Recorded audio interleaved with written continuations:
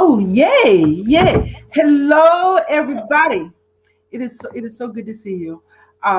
We're in Let's Talk, where we come here every Sunday night at 7 o'clock Eastern Standard Time for some truth talking around stress in food in all its cohorts. My name is Michelle Pettis, and I am the author of Leaving Large, a food addict's memoir, how I won a 40-year battle over obesity. We're going to talk about that later. But the reason that we're here on set on Sunday nights at 7 o'clock is is because of what I just told you about, is because of this 40-year battle that I had with obesity, with the fact that I have lost and gained over 700 pounds in my lifetime. And I figured out how to keep it off. I figured out how to keep it off. And it has everything to do with what was going on in my head and not what was going on the plate. It had everything to do with what was going on beyond the plate. It had everything to do with the stories I was telling myself behind the plate. And a lot of those stories were centered in family, centered around family, centered around my parents, around my grandparents, around my siblings, around my aunts and my uncles and all them. But so tonight we're talking about stress, family, and food. And food is everywhere, but oftentimes food is at the center of everything that we do with our family. And a lot of the work that I do, a lot of the writing that I do is around eating for the wrong reasons, eating for reasons other than hunger. And we've all experienced it. We've all experienced it. We have the big family gatherings. Everybody brings a covered dish. Everybody eats till they can barely move. You want to explode. And what is that about, right? What is that about? So tonight we're going to unpack that. We're going to unpack our how we manage food, how we manage food around family, and what those messages look like, and what they feel like, right?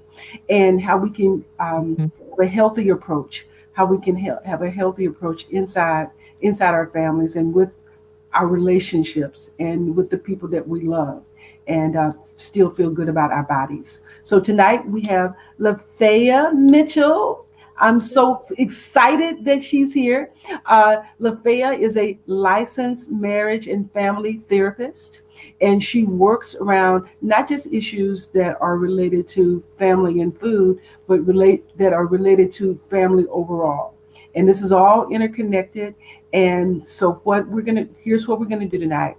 We're gonna have conversation. Lafaya is gonna talk about what she does. Then we're gonna take questions from anybody that has any question that you want to ask Lafaya about food and family, about food, about family and family, about cousins, about cousins, uncles, aunts, all of that.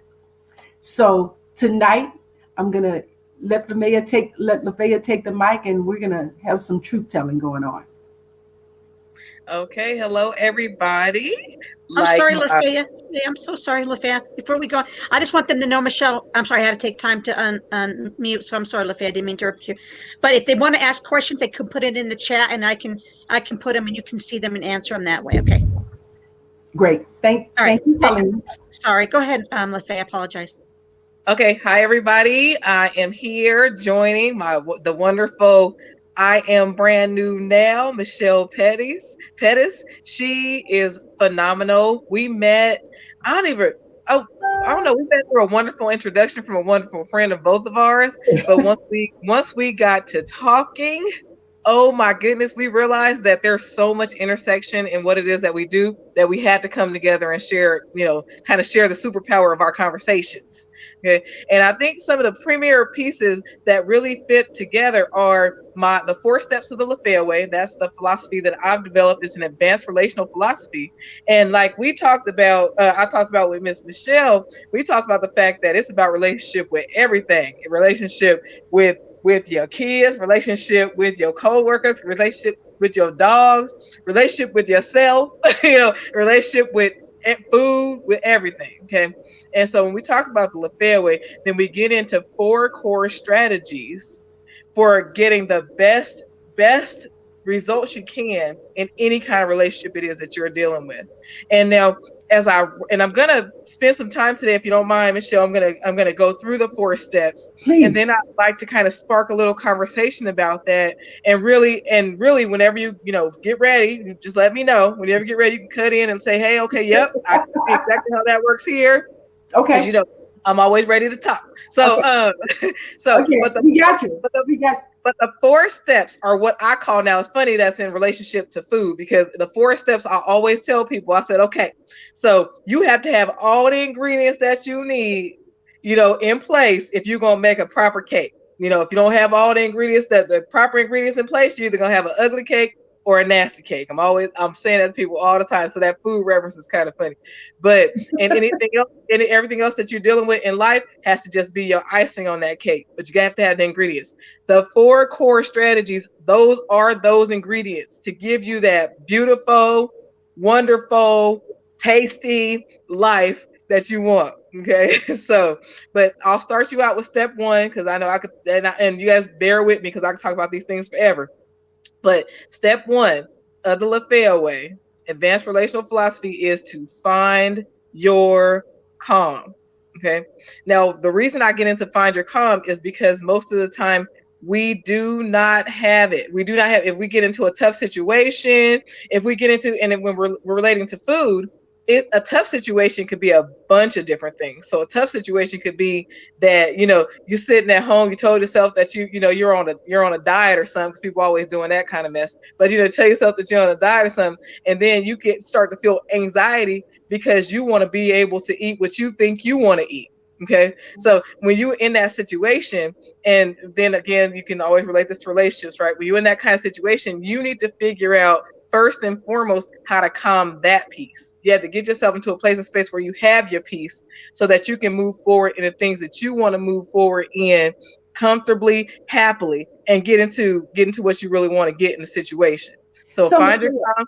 Oh, go ahead. so as you're talking about finding your calm, there's a situation that I just want to kind of have you unpack, if you will, because so many of the people that I work with come to me with situations where they're on a path, right, and they want to make good decisions. They know they should eat healthier, but when they get around family, and the family, if there's a family gathering, and somebody's made a big thing of macaroni and cheese, or somebody is bringing somebody's bringing oxtails, and somebody's breaking cornbread, and somebody says, well, is that all you're going to eat? What, you don't like my cooking? You have been eating my cooking. What's wrong with my cook? I mean, and it's working through that, and not having that impair the relationship, because when people cook like that, they are cooking from their heart, right? They're cooking from love, and they want to give you that, and that's how they show it. We show it in food. We show it by having plenty for everybody. And when you're the one that comes in and says, I'm not hungry, or I just ate, or I'll just have a little bit, there's some stuff that happens. Mm-hmm. Mm-hmm. Mm-hmm. What are you thinking here? Okay, so when there's some stuff that happens, then if I mean, you guys will see as I'm moving through the steps, I'll really be able to get to the meat of this. But and there's second and third. So third is reacting according to your truest intentions. Second is understanding the real truth. First and foremost, you gave all that background, and this background is supposed to be our empowerment, not the thing that works against us. Okay, so the real truth is that the cooking that they did, the food that they brought forward, again, that's their love language. That's how they show love to other people. But then if you're moving in a place space where you understand that, then when they come to you and they're hurt because you didn't eat their food, and you're operating according to that truest understanding, then you can say to them, "Oh my goodness, I love you so much because I know that you put all your love into this food. However, I'm not trying to put all this food into my thighs getting bigger than they already are. But it won't mean that I don't love you. It doesn't mean that I don't love you. It just means, baby, that you know what, I kind of like not being humongous. And you can and you can share it like that, because see, then when you come to them from that perspective, then they can understand that. And again, in order to do that, what you have to do first, you have to find your calm. Because why? Because somebody coming to you, they upset. Now, when somebody upset, they're gonna come to you, they're gonna be inserting all they upset, putting it towards you. And now the reason why people will most of the time say, oh, okay, I'll take some more, or because they feel, they feeling bad. Now we have to figure out how to end this situation. We have to find our calm because they're upset and because they're trying to be loving to us. But we're moving into the validation of their love, understand that that's their love language, and then teaching them at the same time how much we love them for it. First of all, because they're doing it. Why are they doing it in the first place? They doing it so that we know we love them, so that they can get a little love back. Like, oh, bro, this so good, and all this, all this, that, right, right. But right. but now it's now you're redefining that love language. I'm gonna show self-love, and I'm gonna show you your love. You're gonna get your due love, but you're gonna get it in the proper way now. Where I say, oh, I know you put all your love into this. I love you so much for that. Like hug, kiss, whatever, But you know what? If this look good, and just looking at it, I feel like I didn't gain like 4 pounds. I'm gonna enjoy the sight, but I ain't putting that on. I ain't putting no more of that on my thighs. So Right. And so that it is to be able to do that, so that the other person doesn't feel like you're rejecting the love.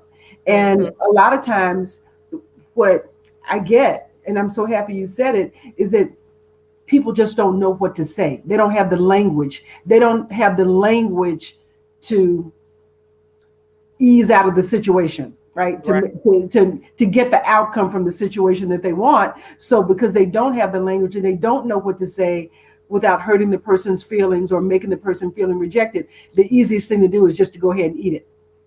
Yes. Now here's that. Now see, that's where that takes me back to the 4 steps. That's why I always say you have to follow all 4 of them, because if you don't, you're gonna miss something.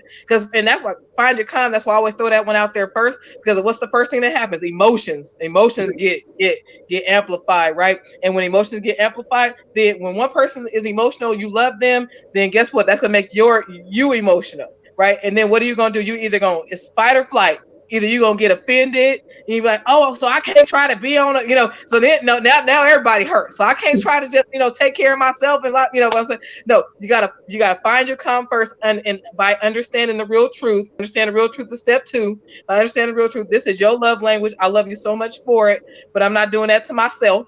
Right. And then reacting according to your truest in alignment with responding in alignment with your truest intentions is step 3. Now you're going in with, what are my true intentions? My true intentions aren't to be hurtful to this person. My true intentions are definitely not for them to feel dismissed or rejected or anything by me, because it's lovely that they do this wonderful thing, right? And so then you say the words that are necessary for them to feel that love. So when you're following in, then all of a sudden, and then at first, because it depends on who it is in the family, because I have plenty of family members that have done, that cornered me in that way. My aunts are real good for that. My aunties, they real good for that, trying to make you feel bad about something. Oh, you too good for my food now, and they really do try, and I do, and I love them dearly. But I will tell them in a minute, and I say, look, auntie, I love you so much. But look, if I ain't gonna be able to tell you that, sometimes about some things, then I'm gonna tell you now, it's gonna make me start being avoidant. And I don't want to avoid you. I want to see you, and I want to hug and love on you. Right? You start telling them what's really going on, because you want to teach people, because it's gonna happen one or two ways. Either you're gonna start avoiding that person, right? So then that's your flight. You're gonna start avoiding them, like, you know what? I'm not even gonna deal with the situation. I can't even go to no more family functions, right? Or something like that. Or you help them understand, and then you become that person where they still gotta justify. It's their love language. They're like, oh yeah, okay, yeah, she she dieting, right? That's what you get to hear. Oh, she Right. died. Oh, no, she ain't. Then they start taking up for you. People like, you want a Right. piece of cake? Like, no, she ain't. That's true. No, she ain't doing that. Yeah, that's true.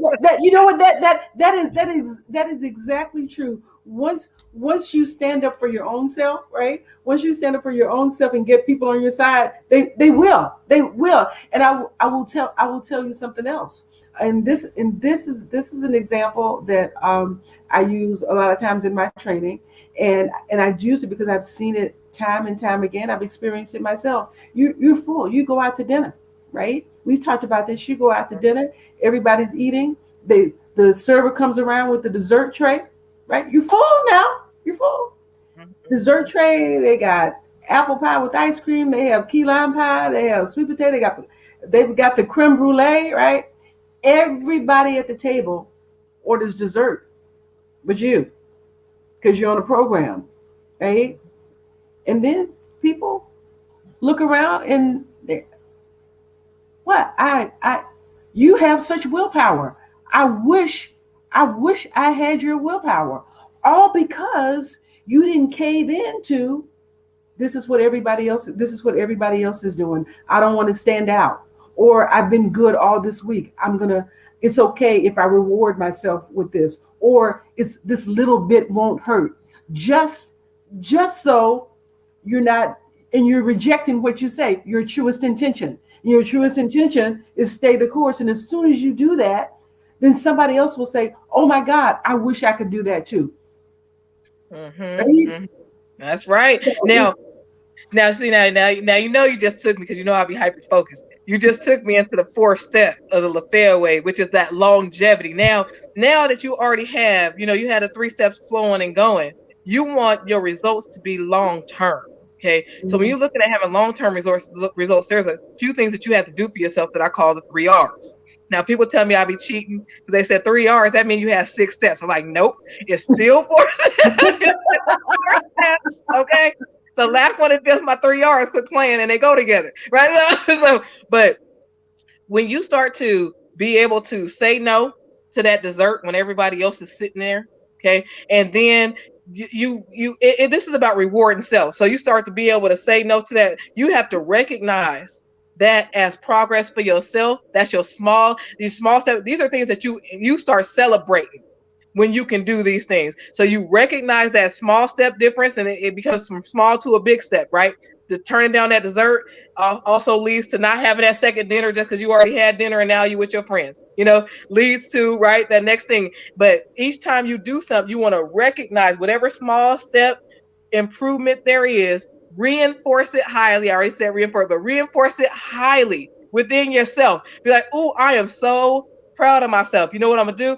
Yesterday, I actually did it because you've been encouraging me, Michelle. So yesterday, I went to a party, a get together. They had tacos and then all manner of dessert. Like somebody that owns a dessert shop was at the party. So we had cookies and cupcakes, homemade candy. I was like, come on, right? And so we're looking at it. But then you know what I thought in my mind? I thought, first of all, the best reward for me is for me not to be carrying that on my behind tomorrow and the next day and the next day. And I said, oh, and I can't wait until I can get home and have something that's gonna be tasty to me, but it's not gonna do all that stuff is gonna do. So I was like, I can't wait to get home and have some strawberries and yogurt, right? And I kept saying that to myself, and it was just it was very reinforcing to me. It gave me something to look forward to, and it made me happy because I was like, now I'm really doing what I truly mean to do for my body. I'm not letting this short-term supposed pleasure, which, by the way, when you make up your mind to do something, when you make up your mind not to keep putting extra pounds on yourself, it's not as fun anymore anyway to Right, engage in all that extra food. You eating right. it and thinking, oh my goodness, this doesn't even taste good enough for me to be wasting my calories on this, right? Exactly. So, Exactly. and see, that's, and then when you get into in that space, right, then you can truly, truly do what you want to do, and you can keep it long term because now it's like, oh, I'm not missing out on a thing. As a matter of fact, I'm gonna get better than this because I'm gonna give it to myself, Hmm. right? And then Hmm. you keep on with and I always say that my 3rd R is my repeat. But you want to cycle through the 4 steps because you're going to consistently find yourself in emotional situations, finding your calm as necessary. And emotional, whether it be other people involved or yourself. Like you said, I've had a good week so far. I should be able to cheat a little bit, right? That lie that we will tell ourselves in a quick minute, right? But then no, you want to find your calm, understand the real truth. What's my pathway? Where am I trying to go? Respond in alignment with those intentions, and then recognize the small step differences as you improve. And small step differences means that 0.2 pounds, 0.1 pound, point whatever you lose per day, right? Per every other day Absolutely. or whatever, right? Absolutely. Recognize small step, reinforce them highly, do the happy dance. If your goal, you at 200 and your goal was 180, do the happy dance when you at 199. Quit playing. Every time you see Absolutely. that, every time you see it, you happy dancing, right? And then Absolutely. and repeat, and you constantly repeating through the cycle. Absolutely. And you know what? I tell you what you sound like, Lafaya. You sound like a brand Nubian. That's what you sound like. You sound like a brand Nubian.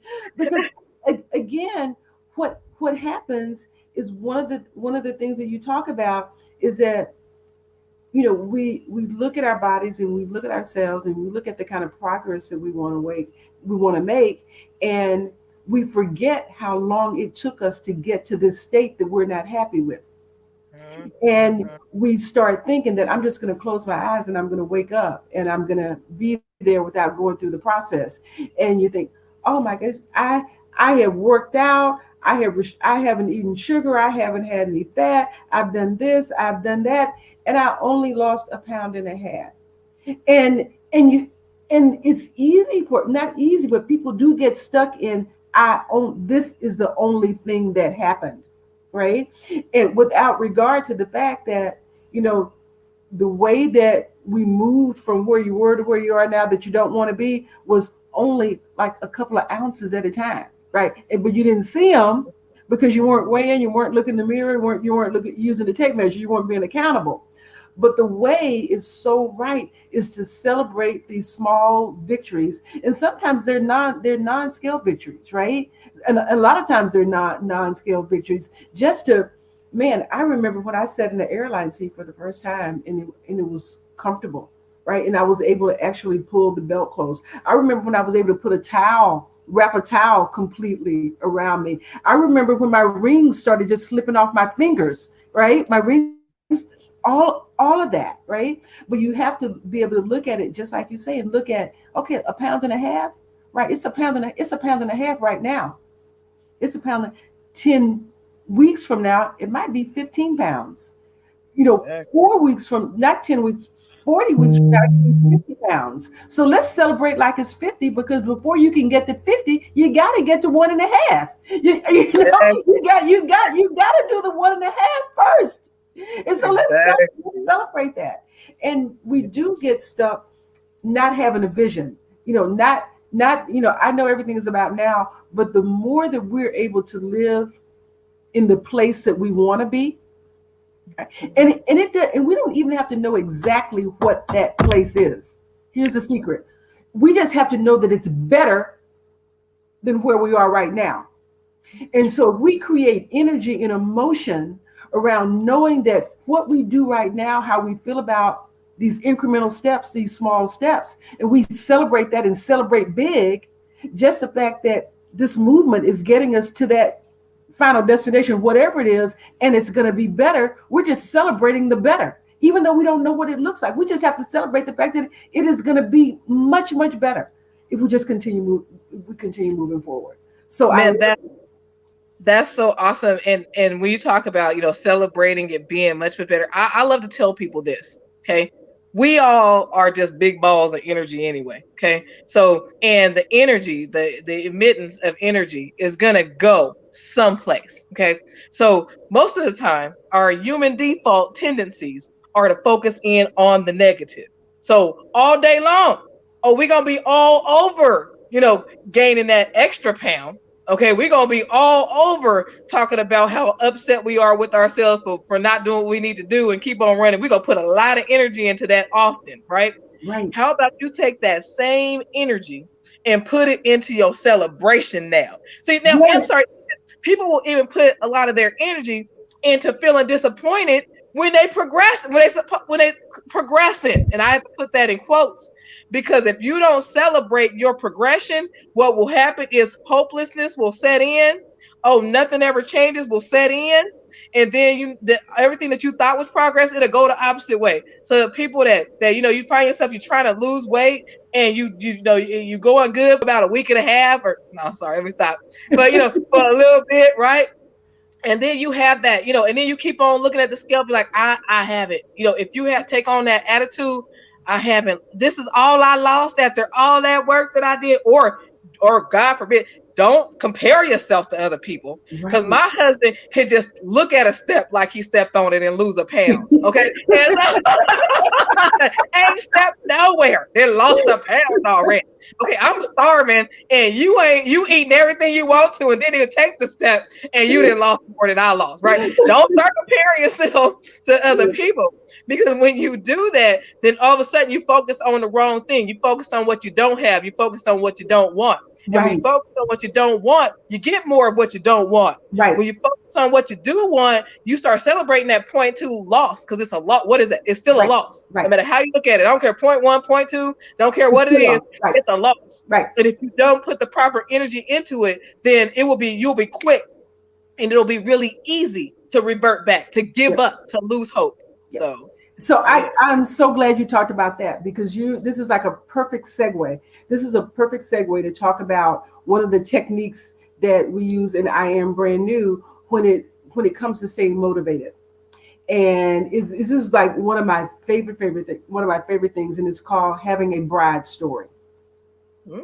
And what that means is that you think about it. And I think about stories that I've heard, friends of mine, people that I have known, and they've been engaged. They want to get engaged. They got engaged. They finally got whoever it is that they're with to put a ring on it. So that's all they want to do is get married. So it's coming. The date is set. The venue is set. All of that, right? Now they got to find a dress, and they're looking and they're looking and they're searching and they're searching, and they can't find it. They've been online. They've been to every bridal boutique, but then they find one. They happen to one, and they see it's like, this is the dress. This is the perfect dress. This is the dress that I have been looking for. And guess what? It's the right price too. Try it on. Dress doesn't fit. Too tight. Dress too small. I'm too big. But the wedding is 6 months away. The wedding is a year away. You get the dress because you know that this is a dress that you want to wear when you're walking down the aisle, when you're walking down the field, when you're walking to the justice of the peace. This is the dress that is going to make your day perfect. And when the bride gets that dress, every decision about food from that point forward becomes about the dress and not the food. It becomes about the vision and not the food. It becomes about the goal and not the food. And more importantly, when the bride is thinking about being in that dress and walking down that aisle or walking through that field or walking up the steps to the justice of the peace, she is happy and delighted and in ultimate bliss. Happy and delighted and in ultimate bliss. And this is why people don't stick to diets, right? Because they feel deprived. They feel deprived and unhappy, and they feel like they're giving up stuff, and everybody else, because they're not getting what they want, which they think is the food. But if you have a bride story, this thing that you know that you want, that you believe that you want, and you are thinking about it all day long. You're thinking about it when you get up. You're thinking about it when you go to bed. You're thinking about it before you fill up your plate. You're thinking about it when you turn down the french fries, when you turn down the cake. But you are happy in that thought. That's how you can be happy on a diet. If you have a bride story that is so compelling, that is so important, that is so fulfilling, that makes you so happy, that it's easy for you to not give up, but to choose that story. Yeah. So what we do in I Am Brand New is, and what I teach people to do is I teach people to find their bride story, because I find that working with a lot of women of a certain age like me, right? You spend so much time with others, with your family, supporting your family for years and years. You don't even know what you truly want. You don't even know what truly makes you happy. So the first thing is to figure out what it is that you want and makes you happy, so that you can write your own bride story. And so we spend weeks crafting a story that takes you through the challenges, right? It takes you through the challenges, because if you have that bride story and you're thinking about that bride story 6, 7 times a day, putting energy into it, like you're talking about, Lafaya, you Yes. you can't help but stay centered. You can't help but stay happy. You can't help but be happy about the 1.5 pounds, because every 1.5 pounds is getting you closer to your bride story. That's right. So that's key, Yeah, key. you do that one and a half, 10 times. All of a sudden, quit playing. Like it's like we do that fry 10 times, right? Mhm. You gonna get something from that. Right, You right, do that yes, you do that 1.5, 10 times, you get really good results. That is exactly. that is so amazing, that the bride story. Oh my goodness. Everybody needs to know about that. I hope everybody Everybody, was yeah. taking note, writing that down. Have your bride story. Have a That's right. goal Yeah, line.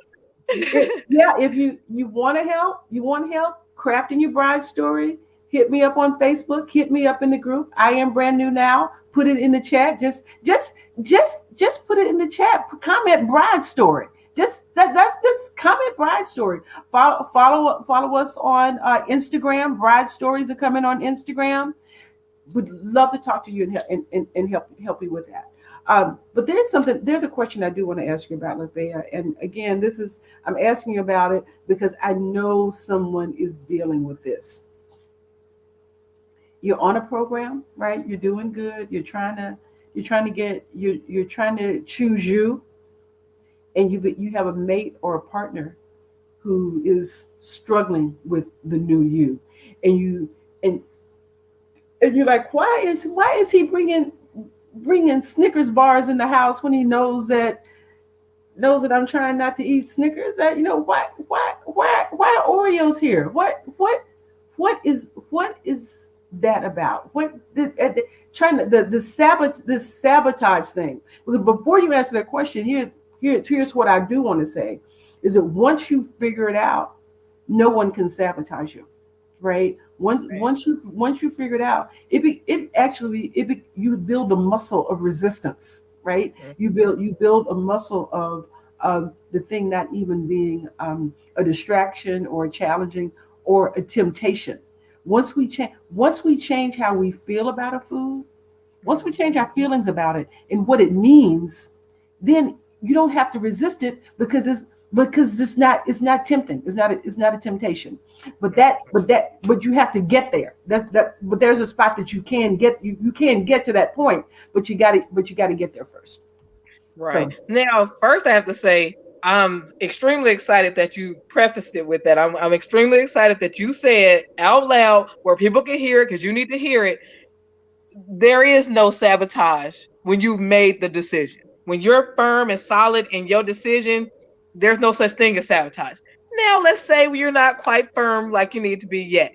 And you have, because that's often what happens is you made a decision. There's been a comfort level for your family, for you with your partner, for all your interactions that's in place. They're accustomed to, now their love language to you has been bringing you those Snickers and bringing you those cakes. So now they might be a bit at a loss for how to show their love now. So right, what I would say is, first and foremost, I have to say it out loud again, because Michelle already said it. There's no such thing as sabotage when you where you need to be. However, if you're in a space where you're feeling like it's sabotage, first you got to evaluate that. I'm just saying that out loud. But then understand the real truth about it. Okay. Understand that it's likely having to do with more with the fact that that's their comfort level. That's how they've been trained and taught. Now, people say don't talk about training and all that, but I'm sorry. When you're with somebody, you're training them on you. Okay. And they've been trained that you love to eat.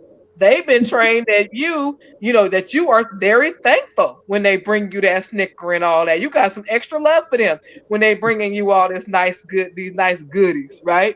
Now, when you made the decision to change, you have to remember not everybody's going to come with you automatically. So ah, if you're feeling some kind of way about it, then you just say to them, "Ooh, you know what? Validation. I know, I know." that bringing this stuff to me used to be your way. I mean, used to be the way that I asked, that I said, that I showed you was loving to me. But I'm gonna tell you now that when you bring all these snacks around me, and this is getting into, now this is responding according to your truest intentions. One of the techniques within it is a power talk formula. When you bring stuff like that to me, it makes me feel like you're not supporting my efforts to not, to feel better about myself. And I know that's not your intention, baby. So if you could please not bring those things in my face, I highly appreciate it. Right?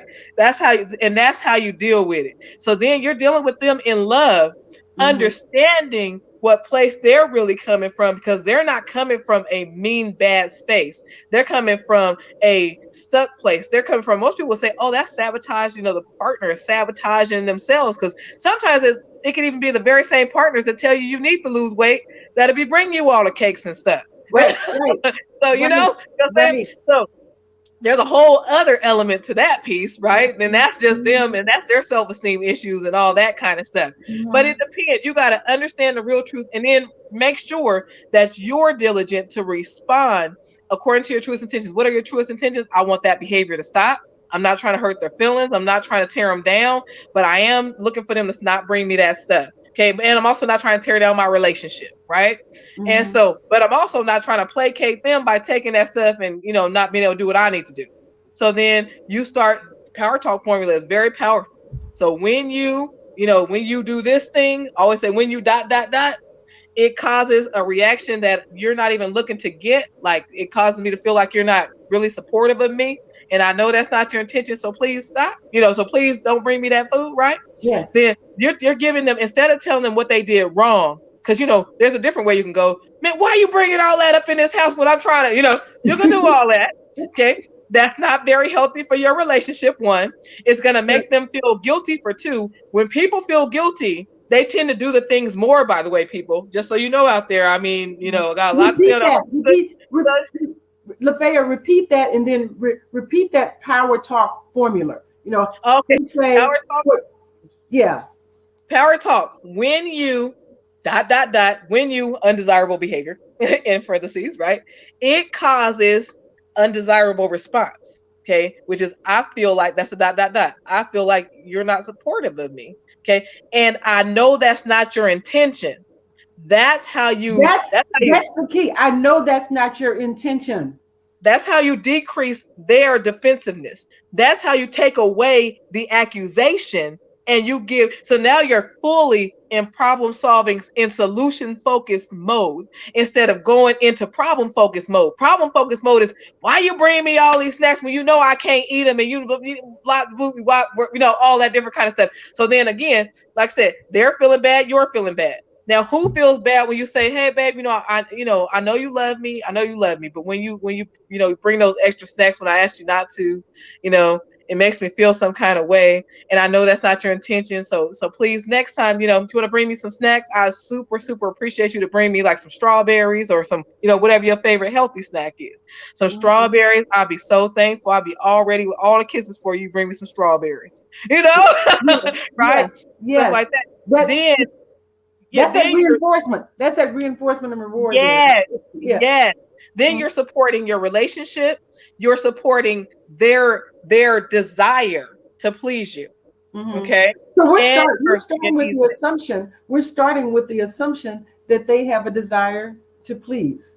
So that Yes, and so they that do. so that's a change. That's a shift to start with the fact that we're to start with the fact I know that their goal is to support and not sabotage.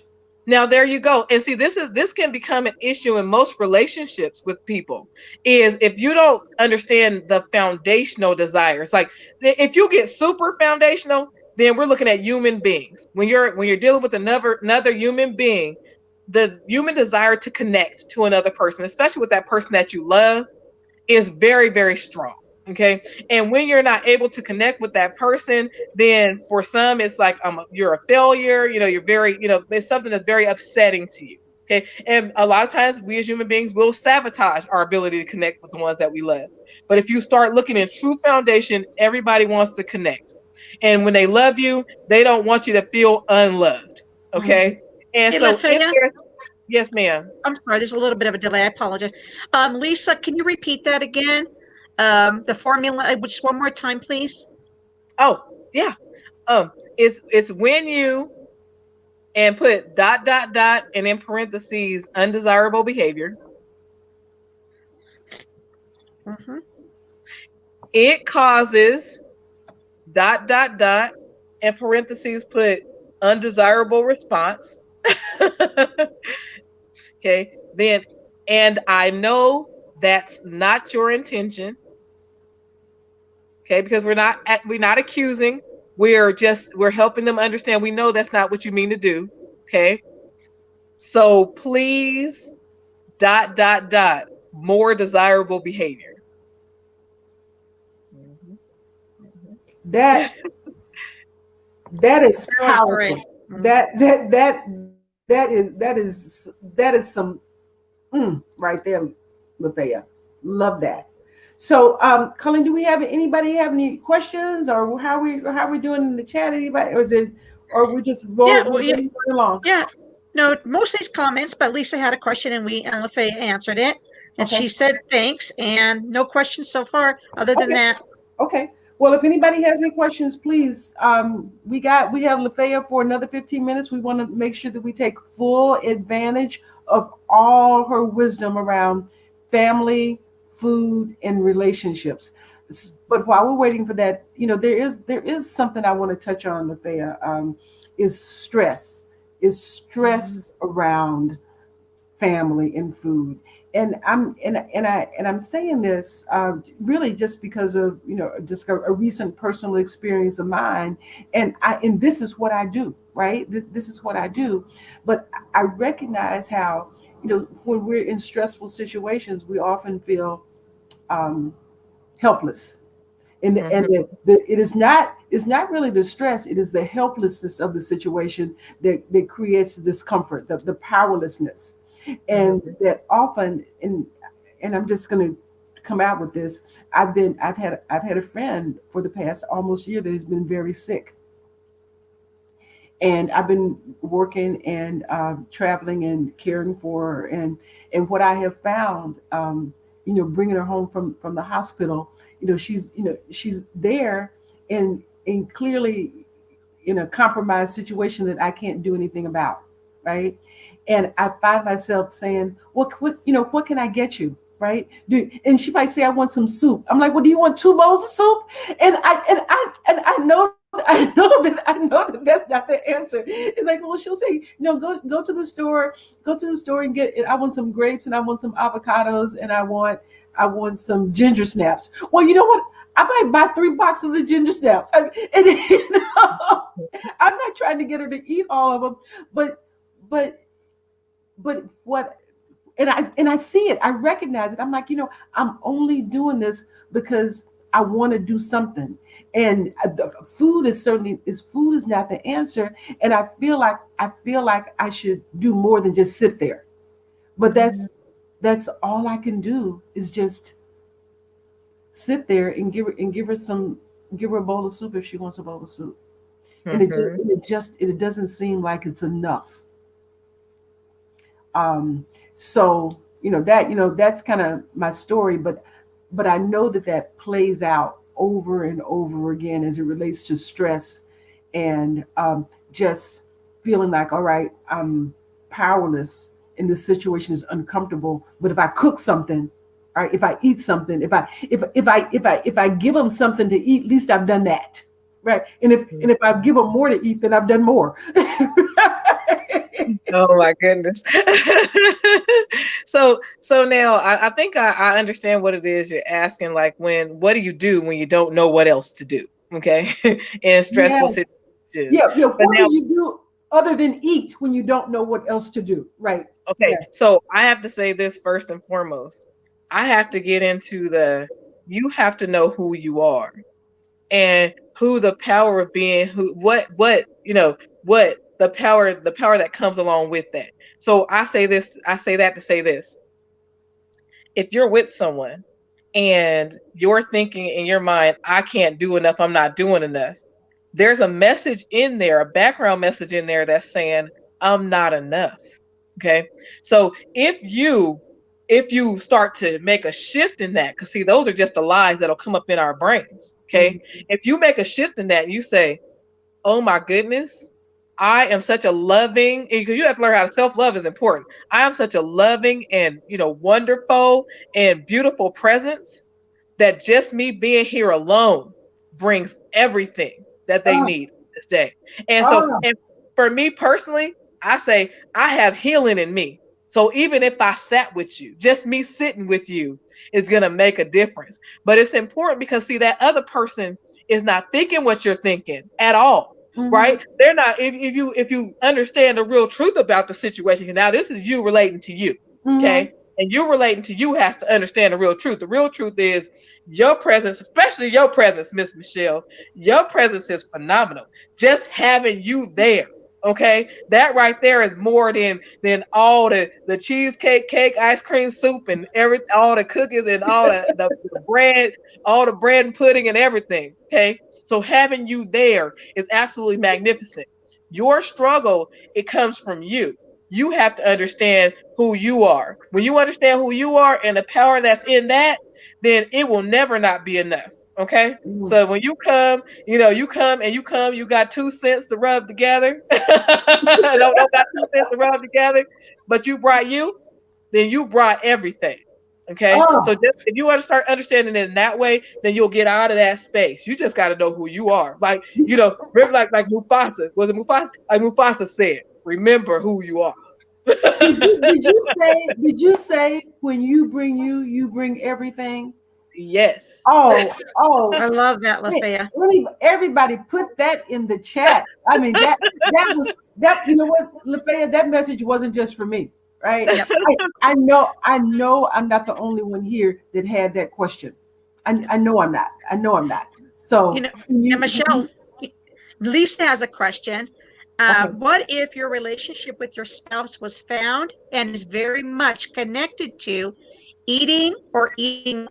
How do you break that cycle without damaging your marriage? Good Oh, question, Lisa. you cut out quite a bit. I don't know if you cut out for everybody else, but you cut out for me. Can you ask that again? I think I can read If it. What if your relationship with your spouse was founded, and I think, and is very much connected to eating or eating out? How do you break that cycle without damaging your marriage? Okay, it becomes really important to understand that you have to redefine the relationship. You have to redefine what brings you together, because what'll happen is that thing that you're fearful of, by continuing to engage in that way with the food, like everything centered around food, especially if you're gaining a lot of weight doing it, then all of a sudden that fear of losing the relationship will happen for other reasons. It'll happen because now you're not confident in your body. Now you don't want him really, you don't really want to feel as, you don't feel maybe as intimate. Sometimes it depends, it just depends on the person, right? But if you feel like you're getting to a space where you don't want to be, then you'll start to feel uncomfortable with yourself. And even if that's not the case, if you don't want your relationship centered around food, then start to make other suggestions. Start to say, "Hey, babe," start making romantic walks your thing. Start making things that are more physical. And now you're nowhere near food, your thing. Start making it sexy to have some strawberries and some yogurt. Okay? Start having fun with some stuff. Okay? So cause see, then once you start doing that, you start making things fun, then you start redefining what fun is, what interaction is in your relationship. Very important. Oh, that that right there, Lafayette, that was some truth talking too. That was some truth talking too. Because I will tell you this, is that as I was working on the book, right? And the core of my book is around the stories that we tell ourselves about what food is other than nutrition and nourishment, and how we get to those stories, and how we use food for fun. And I Mhm. can't tell you how many times I have said, "Oh, let's go out to eat. Let's go someplace fun." Mhm. Right? Mhm. And then food becomes entertainment. Food is an activity. Food is companionship. Food is culture. Food is family. Right? Food is everything but what it's designed to be, and we have to like figure out ways, and Colleen, we have it in the group. I am not hungry. I am bored. Instead of eat, I will. I am not hungry. I'm angry. Instead of eat, I will. I am not disappointed. I am not hungry. I am disappointed. Instead Mm-hmm. of eat, I will. But the thing that we have to really kind of like peel back is that if if you or anybody's like I was, I spent so much time eating for the wrong reason that I didn't even recognize real hunger. So when disappointment shows up, you don't even know it. You don't even know that that's what it really is because you've eaten because of it so often.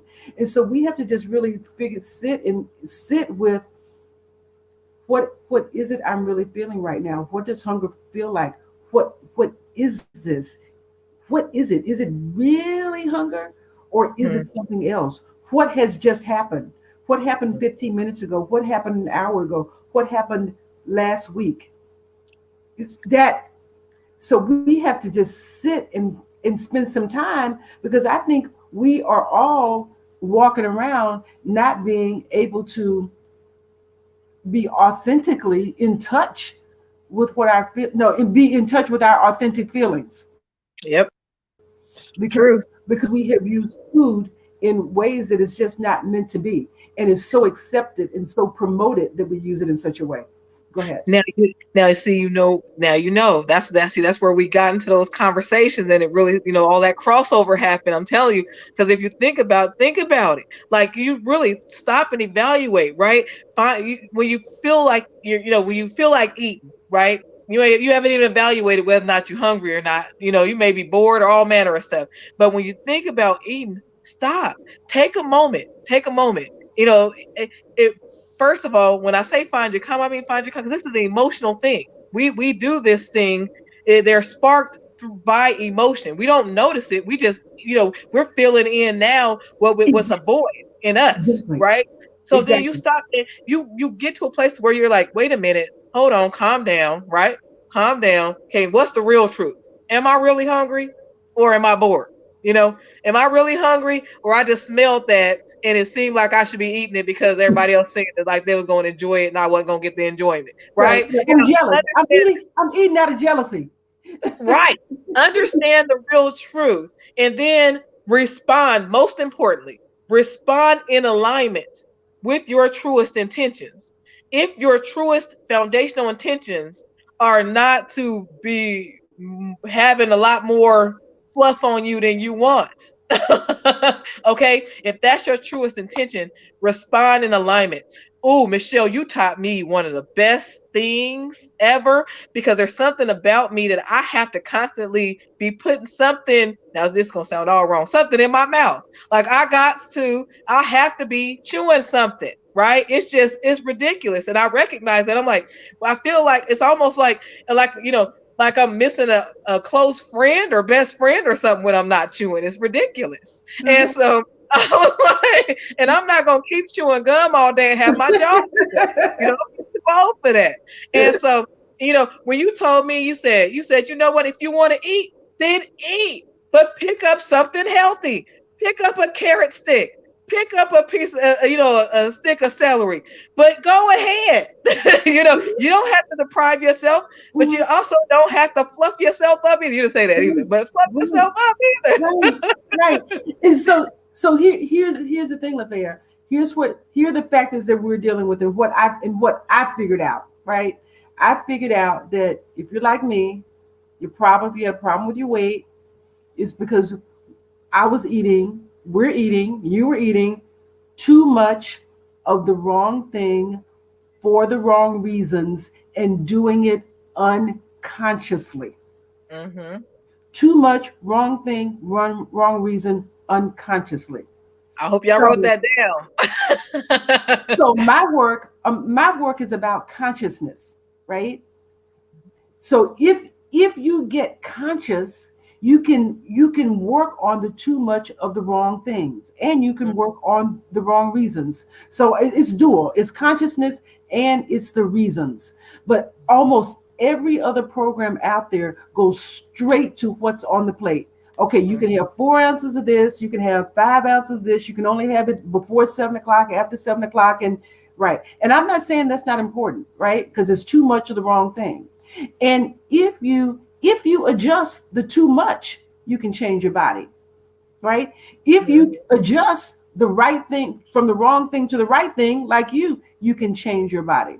Mhm. If you adjust the reason, you can change your body dramatically. Mhm. Mhm. But before you can get to the reason, there's got to be some awareness. And the Mhm. awareness comes when you just, well, when you just sit, right? The thing that's hard for us to do. I just told you it's hard for me to sit.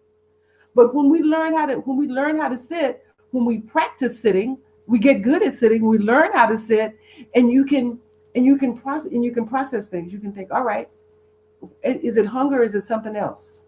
Why Mhm. why this food now? That is probably one of the most important questions that we can ever ask ourselves if we're looking to get to the other side, right? If we're looking to move down this road and get to a better body.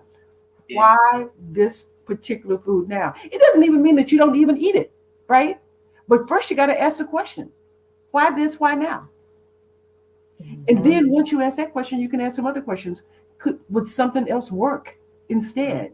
Can I have it later? Does it have to be this amount? Could it be less? Mhm. Am I thirsty? If I drink some water, will I not want this? Right? I'm telling you, I had friends that thought I was an alcoholic. I wasn't. I was just thirsty. I was just thirsty. We go, That's hilarious. we go out there. We go out there have drinks. I have 4 or 5 glasses of wine because I was thirsty. It didn't never occur to me to drink water.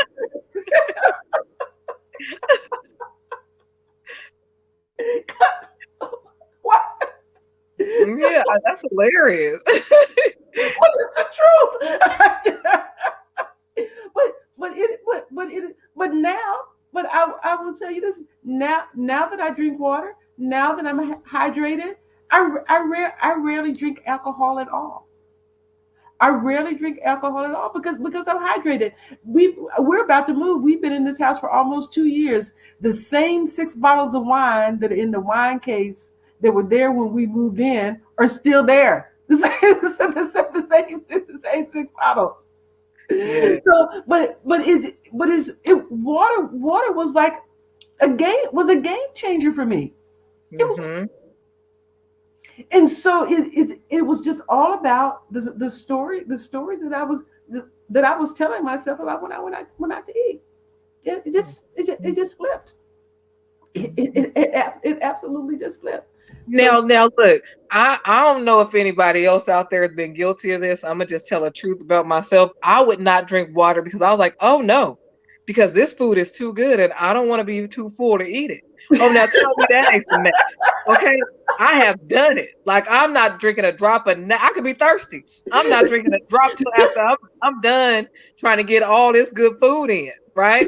Now I'm sure I'm not the only one out there that's done that, but it works in the opposite way too. You know what? yes. If I just drink more of this water, let me, like you said, let me take in this at least a half a bottle of this water before I start eating, just so I can try to make sure that it's not me being thirsty, Hmm. or just so I don't take in too much. Oh my goodness, Michelle, your um, I am brand new now, everybody. Okay. It's magical. It will change your life. It actually, she got me back on track because I was definitely off track. And I was like, oh no, I found myself needing to chew all day so much. So I was just like, okay, let me just get some gum or something. Then my jaw was getting sore. And I was like, that's not keep working. Uh, But so telling you, before we jump off, I just want to speak to one that last thing that you said when you talked about the water, and I want to have all of this food. All right. What was working right there in that example was a food story that lives with all of us. So many of us. You need to eat everything on your plate. You need to eat all of this. It is just no matter whether you're hungry or not. But Food costs money. People work too hard in this house for you not to eat all of your food. If you don't eat all of your food, you're disrespectful to the cook. You all of that. You Mm-hmm. clean your plate. Are you in the clean plate club? And so that may or may not be something that you should have as a deal with as a child, because we haven't even talked about children in food, Lafayette. I guess we'll do that next Sunday, because just so you know, Lafayette is going to be here. This is her spot, right? This is her spot. Stress, family, and food. First Sunday of every month. Lafayette Mitchell. mm, she's going to be here. So next Sunday, we can not next Sunday, but next month we can talk about that. But that cleaning of the plate. I mean, if you are trying to change your habits, you're trying to get to a body that you love, and you start looking at the giant size portions that restaurants serve us, because they don't care about our bodies. What they care about is the tab, the total ticket. They're trying to get you to eat more so that their profit is more. Doesn't have anything to do with your body or your health. So just know that. That's what the supersize is all about. That's what the hungry man is all about. That's what the double portion is all about. That's what that's all about. And if you have this food story that's working in your head that says I need to clean my plate, then you're cleaning your plate and walking out eating all the calories you should eat in a day in one meal, all because of the story that doesn't let you stop eating when you feel like you're full. See, now you know what? I grew up with that whole clean your plate, and ain't nobody rich. We eat it, you eat all your food, children starving somewhere. And I grew up with all that. Now, for some that have a really hard time with it, sometimes when you get a plate and the food portions are too big, ask for your to go plate early. Ask for your to go plate early. Take half or more of those portions and say, "Ooh, I'm being so excited about these leftovers later." That's Right. one thing that can fix it for, because with really good food, I don't know how some of y'all get, but with really good food, I'm an all or nothing girl. So I'm like, ooh, I got to eat it all, right? I can't, or else I'm not, I'm not even enjoying this unless I get it all in, right? I'm disappointed if I can't finish it all. But what I want you to see now is some enjoyment in. Ooh, this was so enjoyable. Now it's gonna be enjoyable those other 2 or 3 times I eat them if it's enough portions. and I'm you a just spread. and you just rewrote your food story. That's what you do. You Exactly. take, because a story is just that. It's just something that we tell ourselves. And the process, we gotta find that food story. We gotta face it, rewrite it, and replace it. Find, Yep. face, rewrite, and replace. And that Ooh, and that and that's how we get there. That's how we get there. All right, Lafayette. so Whenever wonderful. we get together, the conversation goes on and on, and we could go on and on. But I want to be I want to be respectful of the people that took the time to join us tonight. I Yes. am so happy that you are here. We are so happy that you're here. I pray that you found something in this conversation that was meaningful to you, something that is going to make a difference for you, that's going to make a difference in how you manage food, more importantly, how you manage your relationships, right? That there's something that you got, some juicy tidbit, you got some juicy nugget that is just going to release you, right? It is going to release you and propel you forward. So with that, Lafayette, if you have some final words, I want to hear them. We want to see you back. We love you. Thank you so much, and all of that. Yeah. Thank you all so much for joining us. Thank you so much, Michelle, for having me. I am super excited about joining you once a month. This is great conversation. And until next time, everybody, stay you and stay true. Good night.